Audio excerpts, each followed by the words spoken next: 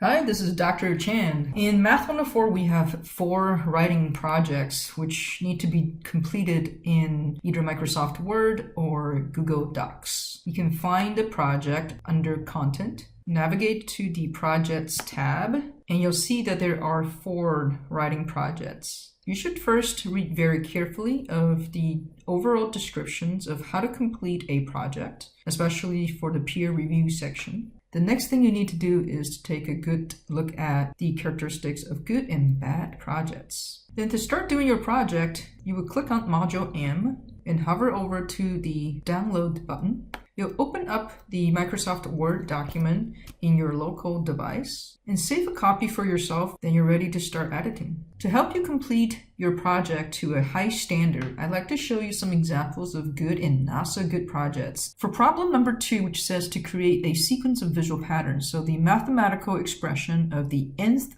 figure of the sequence contains an expression of n squared and as well as a constant term, also to justify that creation. This student drew the following. This is considered a very good project because they use color to convey meaning. In particular, the portion that represents the same mathematical expressions is represented using the same color. Second of all, the drawing is done digitally. Now, you don't have to do a digital drawing for everything in this project, but you should try to do that whenever you can. And the third, this particular person incorporated real-life meaning to the problem, which makes mathematical expressions come alive. For problem number 3, which asks you to identify a restaurant and list out their choices and determine whether or not the restaurant has a reasonable pricing structure for different sizes. So the student here used a table to organize the information in a very easy to see fashion. They also included units and meaning in all calculations.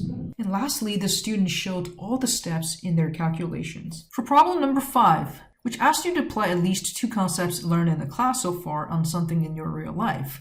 You want to explain the situation and how you apply those concepts to either make a decision or solve a problem. And you want to be very specific with numbers and steps. Now feel free to pause the video and take a moment just to read the paragraph. Now you'll notice that the student was very specific in terms of the situation they're trying to solve. And they provided all the numbers that were used in arriving at the conclusion. And they also clearly showed the steps in their thought process and finally made connections to the specific content in the course. A good project also includes appropriate references, as well as the information of the reviewers who provided feedback to this project. Now, this student here who answered question 1 seemed like they did a really good job by including the pictures and very specifically defining the terms that they used in their explanations visually. However, the question was asking to count the number of lines instead of number of hexagons. So although they did a really good job in how they explained their solution to the number of hexagons,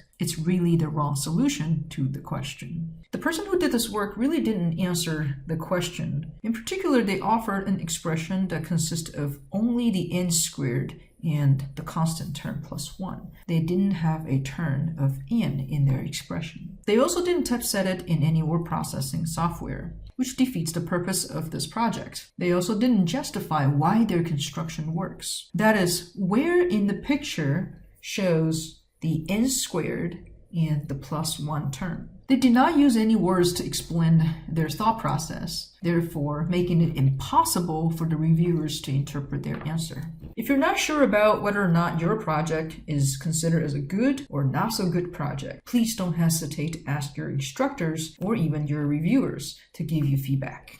Have fun doing your projects.